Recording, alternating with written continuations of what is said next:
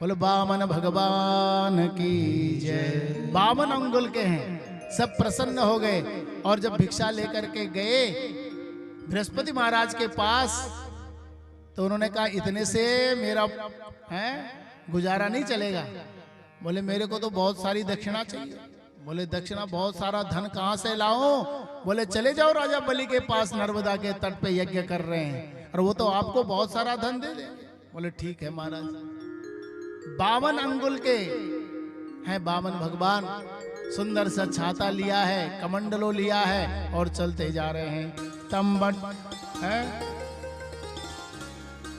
और चलते चलते जैसे वहां तक पहुंचे तो तभी जो है वहां बलि की नजर पड़ जाती है। राजा बलि ने देखा कोई सूर्य, जैसे बाल सूर्य उदय होता है ना, वैसे उनको दिखाई दिया। बड़े प्रसन्न हो गए, स्वागत किया।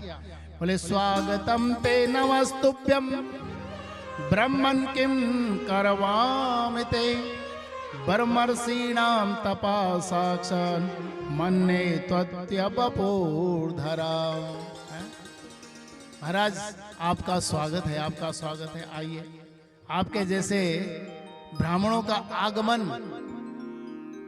बड़े ही पुण्यों के बाद होता है। जब पुण्यों का उदय होता है तो ऐसे संत महात्मा के दर्शन होते हैं। मेरे तो आज देवता तृप्त हो गए, मेरे आज पितर तृप्त हो गए, देवता प्रसन्न हो गए। अध्यना पितरा तृप्ता अध्यना पावितम कुलम अध्य स्वस्ति कर्तुरयम यद भवन आगतो गृहम। मेरा कुल ही धन्य हो गया है, आप जैसे ब्राह्मण मेरे घर में आए हैं। बोले क्या चाहिए आपको, क्या दान कर दूं? हैं? हंसने लग गए 52 भगवान। बोले ब्राह्मण हैं, ज्यादा धन दौलत हमें थोड़ी चाहिए, जो मर्जी है वो दे दो। बोले नहीं नहीं, आपको कोई सोने का दान कर दूं, कोई जो है मैं वस्त्र का दान कर दूं, अन्न का दान कर दूं, किसी गांव का दान कर दूं, भूमि का दान कर दूं। अगर आपका विवाह नहीं हुआ है तो किसी ब्राह्मण कन्या का कन्यादान कर दूं। मैं सारा व्यवस्था कर दूंगा आपको, आप बताइए तो सही। बोले महाराज आप तो धन्य हैं। अरे आप की कुल परंपरा ही ऐसी है, क्योंकि जो हिरण्याक्ष और हिरण्यकश्यपु जो आपके वंश में आपके पितामह, उनको कौन नहीं, उनके पराक्रम को कौन नहीं जानता है।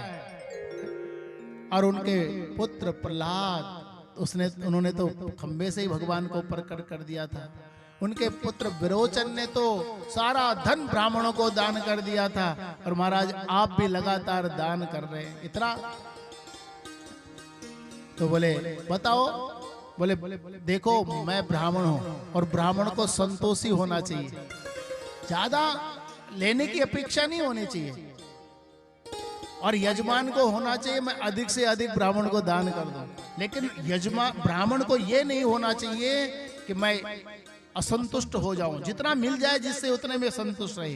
क्योंकि असंतुष्टा द्विजा नष्टा संतुष्टा तो महीपते सलज्जा घणिका नष्टा निर्लज्जा तो कुलांगना। असंतुष्ट ब्राह्मण नष्ट हो जाता है और जो संतुष्ट रहता है वो राजा तक का भोग करता है। बोले क्या दो, क्या दो? बोले मुझे जो है 3 पग पृथ्वी दे दो मेरे पांव से। है? अच्छा। बोले बातें तो बहुत बड़ी बड़ी कर रहा था, लेकिन जब मांगने की बात आई तो जैसा शरीर बौना है ऐसी बुद्धि भी बौनी है। अरे किसी दूसरे के पास मांगने नहीं आए हो, तुम राजा बलि के पास मांगने आए हो। और जो राजा बलि के पास मांगने आता है वो दोबारा जीवन में कभी मांगता ही नहीं है। इसलिए अभी भी एक मौका और है, बताओ क्या चाहिए? बोले बोल दिया ना, मुझे तो 3 पग पृथ्वी चाहिए। अब जब नहीं माने तो शुक्राचार्य जी किनारे से सुन रहे थे, ध्यान लगाया उन्होंने तो भगवान को पहचान गए कि ये नारायण भगवान हैं। उन्होंने राजा बलि को बुलाया, राजा बलि थोड़ा इधर आओ। बोले जानते हो ये कौन है? बोले जो है एष वैरोचने साक्षात भगवान विष्णु नावय कश्यपा अदिति जातो देवानाम कार्य साधक। हे वैरोचन पुत्र बलि, देखो ये कौन है? ये देवताओं का कार्य करने के लिए बामन बन करके, बौना बन करके आ रखे हैं तुम्हारे पास है। और तुम्हारे पास उतना बचेगा भी नहीं जो ये 3 पग मांग, 2 पग में ही सारा नाप लेंगे। इसलिए ज्ञानी पुरुष को क्या करना चाहिए? अपने धन को 5 जगह विभक्त कर देना चाहिए। धर्माय यशसेर्थाय कामाय स्वजनाय च पंचधा विभजा नित्यम म्यामुत्रंच मोदयेत्। ज्ञानी पुरुष को अपने धन को 5 जगह विभक्त करना चाहिए। 1 भाग धर्म के लिए रखना चाहिए, एक भाग अपने यश के लिए रखना चाहिए, कुछ भाग अपने स्वजनों के रखना चाहिए, और कुछ भाग अपने जो है जो आगे काम आएगा उसके लिए रखना चाहिए। तो तुम जो है सारा दान कर दोगे, ये नीति नहीं कहती है। बोले महाराज क्या जल हाथ में लेने से ही संकल्प होता है? मैं तो मन से संकल्प कर चुका हूं कि मैं दान दूंगा। बोले देखो अभी भी तुम्हारे पास ऐसे दान की कोई महिमा नहीं है शास्त्रों में, अभी तुम मना कर सकते हो। झूठ कहां कहां बोला जा सकता है भैया? बोले स्त्री स्तु नर्म विवाहे चा भीरतर्थे प्राण संकटे गो ब्राह्मण हिंसायाम नान्यतम स्याजुगोप्सितम। स्त्री सु नर्म विवाहे चा, अगर किसी का विवाह हो रहा हो है और बोल दो वो जो है कि लड़की 5 फुट की है, और हम बोल दे वहां पे कि भाई 5 फुट 2 इंच है, तो फीता लेकर के थोड़ी नापता है। 1-2 इंच तो हर कोई बढ़ा ही देता है। कोई सांवली होगी तो कहेंगे गिरवे रंग की है लड़की है, ये पाप थोड़ी लगता है, इसमें बोल भी देना चाहिए। और बोले जो है फिर थे प्राण संकटे, जहां पे प्राण संकट हो वहां पे भी थोड़ा सा झूठ बोल के चल जाता है। जैसे जो है कि देव की मारने के लिए कंस, तो वहां पे उन्होंने बोल दिया कि जितने बालक आएंगे सब मैं तुम्हारे पास छोड़ते रहूंगा, क्योंकि उस टाइम मारने वाला था उनकी पत्नी को, देवकी को कंस। तो थोड़ा झूठ कहीं कहीं पे बोल सकते हो जहां प्राण संकट है। फिर तरते प्राण संकट गो ब्राह्मण हिंसाया, जहां गो ब्राह्मणों की हिंसा हो रही हो वहां पे भी झूठ बोल दो। बोले नहीं महाराज मैं झूठ बिल्कुल नहीं बोलना चाहता है। बोले जाओ तुम अपनी लक्ष्मी से चित हो जाओ, और वहां से जो है कि सीधे राजा बलि के पास से शुक्राचार्य जी चले जाते हैं।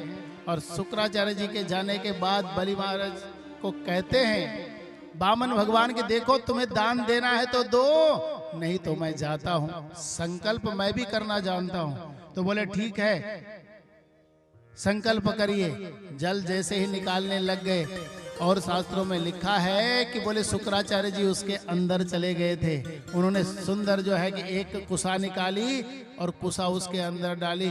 बोले हम कितना छिपना चाहते थे, तुम्हारे ज्ञान के द्वारा हम नहीं छिप पाए, लेकिन तुम्हारे वैराग्य की जो दूसरी आंख है ना उसमें मोतिया पड़ गया है, उसका ऑपरेशन कर देते हैं। भैया दानी को कभी नहीं रोकना चाहिए। कोई दान कर रहा हो, सत्कर्म कर रहा हो, तो ऐसे मत कहना कि बिल्कुल मत करो, पहले तो उसका सहयोग करो। अगर नहीं कर सकते हो तो रोको मत। अरे शुक्राचार्य जी को तक भगवान ने नहीं छोड़ा, तो हम लोग को वो छोड़ने वाला कौन है, बचाने वाला कौन है? एक आंख फूट गई, जल निकला, और जल निकलते ही जैसे ही जल उनके संकल्प पूरा हुआ, अपना जल जो हाथ का जल जो है बामन भगवान के हाथ में डाला, तो भगवान का विराट स्वरूप हो गया। बोल विराट भगवान की जय। भगवान ने एक पग से जो अतल बितल सुतल तलातल रसातल नीचे पाताल तक नाप लिए, और एक पग में भूलोक भूलोक स्वलोक महलोक जनलोक तपलोक और सत्यलोक नाप लिए, और कहा बलि बताओ तीसरा पग मैं कहाँ रखूं? बोले महाराज पदम तृतीयम कुरु शीर्ष में निजम, तीसरा पग मेरे सिर पे रखो बस, और क्या करो। प्रसन्न हो गए।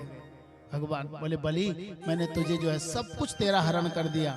हम लोग तो थोड़े से कष्ट मिलता है ना उतने में ही जो है कि बहुत विकल हो जाते हैं, लेकिन सब कुछ छीनने के बाद भी तुम्हारे मन में बिल्कुल मेरे प्रति इतनी उदासीनता नहीं हुई, मेरे प्रति वो श्रद्धा और भाव तुम्हारा वैसे ही बना रहा। और कहा बलि अब तुम वर मांगो। बोले प्रभु मुझे कुछ नहीं चाहिए है? बोले मेरा वरदान है कि तुम सुतल लोक के राजा बनोगे है? और उसके बाद तुम जो है वहां का राजा बनो और अगले मनवंतर के सावर्णी जो इस समय चल रहा वैवस्वत मनवंतर, अगला आएगा सावर्णी मनवंतर, और सावर्णी मनवंतर जो अब आएगा अब आने वाला है उसके इंद्र तुम ही बनोगे। ऐसे आशीर्वाद भी दिया और सभी देवता आए, उन्होंने कहा प्रभु यज्ञ पूर्ण कर दीजिए। बोले यज्ञ पूर्ण करने की आवश्यकता है? देखो जहां भगवान स्वयं प्रकट हो गए हो। शुक्राचार्य जी भी आए, बोले हम तो बेकार में ही प्रभु आपसे द्वेष करने, आप अब भी क्षमा कर दीजिए। बोले शुक्राचार्य जी आप भी है, ये सब ईश्वराधीन बातें हैं, उनको भी क्षमा किया। और सुतल लोक को राजा बलि चले जाते हैं, उनसे मांगा प्रभु आप मेरे पहरेदार बन के रहना। भगवान ने उनकी पहरेदारी भी की। बोले आपको मैं अहर्निश देखना चाहता हूं। पहरेदार से मतलब नहीं था, कहने का यह था कि भगवान का स्मरण हम दिन रात करते रहें, भगवान हमारे चिंतन में रातों दिन रहें। बलि प्रसन्न है, लेकिन एक दिन लक्ष्मी जी को पता चलता है कि भगवान की तो नौकरी कहीं और लग गई है। बेचारी जो है रक्षाबंधन के दिन आती है और बलि को रक्षा बांधती है। एन बद्धो बलि राजा दानवेंद्रो महाबला। बोले बहन बताओ क्या चाहिए तुमको? बोले संकल्प करो पहले। बोले संकल्प तो बिल्कुल नहीं करूंगा, ऐसे ही बोल दो। हैं? अच्छा क्या चाहिए? बोले मुझे ये तुम्हारा द्वारपाल चाहिए। बस बहन तूने वो चीज मांग ली जो मैं देने में असमर्थ था, लेकिन आज मैं तुम्हें मना नहीं करूंगा। और लक्ष्मी जी भगवान नारायण को लेकर के बैकुंठ को चली जाती है।